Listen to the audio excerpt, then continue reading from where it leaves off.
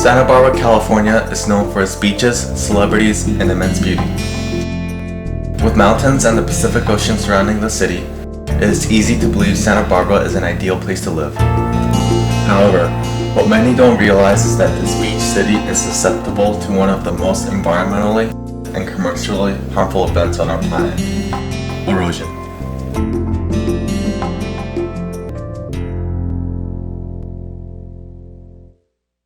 Erosion, in plain terms, is the movement of the surface's topsoil from one place to another.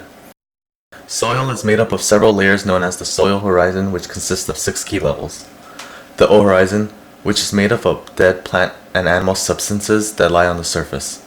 A horizon, where the topsoil lies, which contains the mineral nutrients and the humus from the O horizon. E horizon, area where minerals from the A horizon leach to.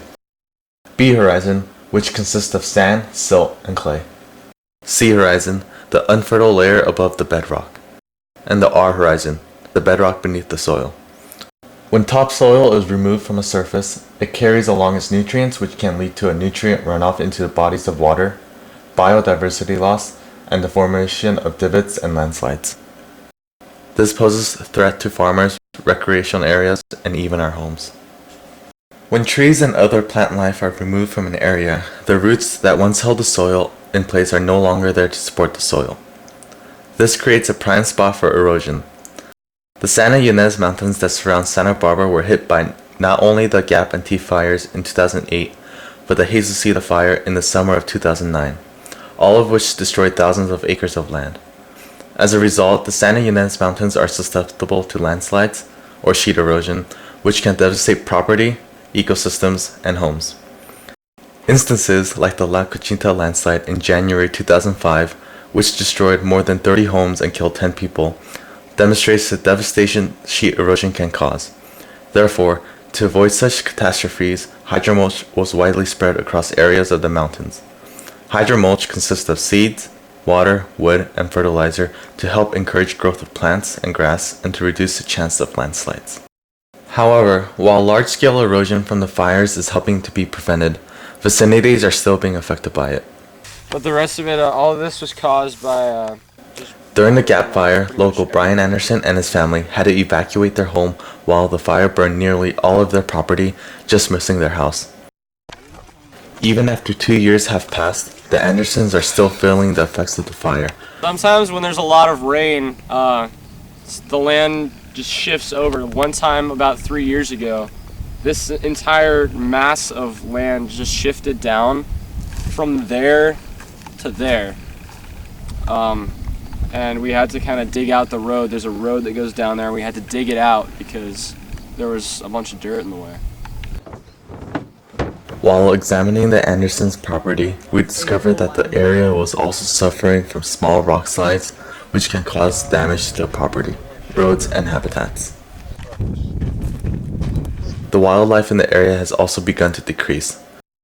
Well, the fire caused a lot of the predators of smaller animals that used to live around here, like coyotes and mountain lions. Those have all pretty much disappeared from this area. Squirrel and gopher holes that surround the land are more apt to cave in, which not only affects the smaller animals, but the predators like coyotes as well. Furthermore, to keep up with the world's growing population and demand for food, industrial farmers have formed many techniques in order to form a greater amount of food with the least amount of time, money, and effort.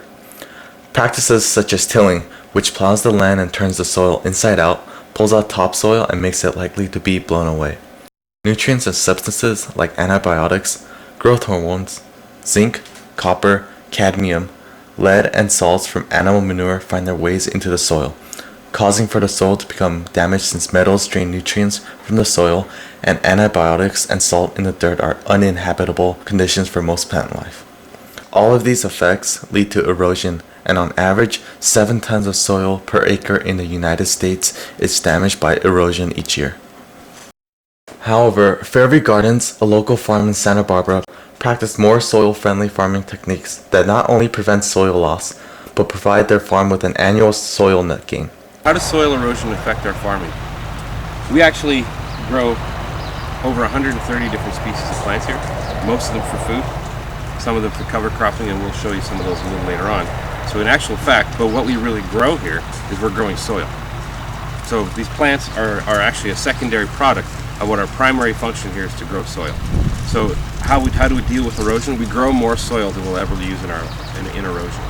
One technique Fairview Gardens applies is composting animal waste, wood chips, decomposing plant matter, and other materials which act like a sponge on the soil and soaks up large amounts of water which prevent loose topsoil to be washed away. If we were to take an equivalent amount of mineral soil, like we have up in the backcountry right here where after our fires have gone through, and with an equivalent amount of good compost, we can hold almost 10 times as much water in this good compost as we can in a handful of mineral soil. Mother Earth does not like your skin to show. Furthermore, in the winter, when the soil is more prone to erosion due to a lack of plants holding it in place and increased rainfall, they apply a technique called cover cropping. So what we've done is we've come in here and we've seeded, well, there's some vetches, there's 2 or 3 different kinds of grasses, and there's some peas in here growing, legumes. So the vetches and the peas are what they do is they actually help fix nitrogen in the soil.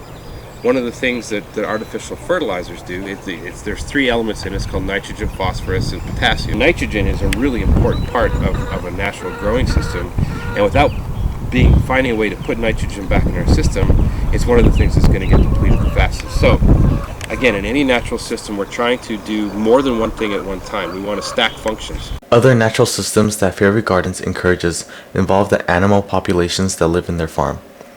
Livestock not only supply composting materials, but their chickens are used to help aerate the soil due to their constant scratching and picking at the floor below. This leads to a healthier soil since tractors actually compress soil and block out air, which can lead to plants suffocating and dying. This healthier soil can lead to higher efficiency in crop growth, thus creating less erosion with all the roots holding the soil. In addition, trees planted in the farm allow for ground animals, predators, to be able to nest or roost, which supplies a natural rodenticide for animals, such as gophers, that would otherwise dig up holes in the ground. When we look at what we're looking at nationally and globally as far as our problems with how are we going to feed all these people, we have all these environmental problems and everything.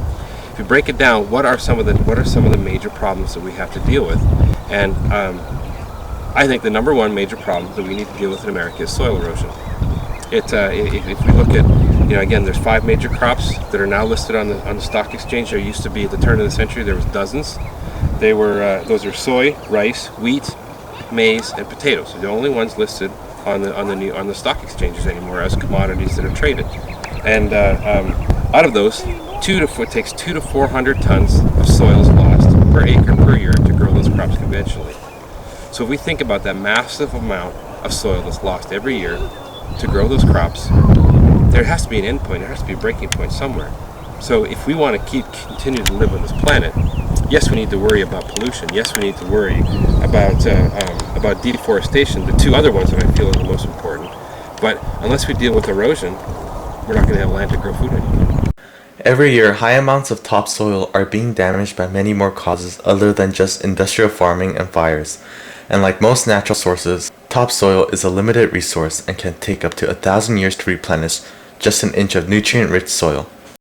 Luckily, everyone can help reduce the amount of erosion in their communities in a variety of ways. One of the main ways everyone can help prevent the constant damage we do to our soil is to buy food from local organic farms that use proper soil-friendly methods to grow their crops.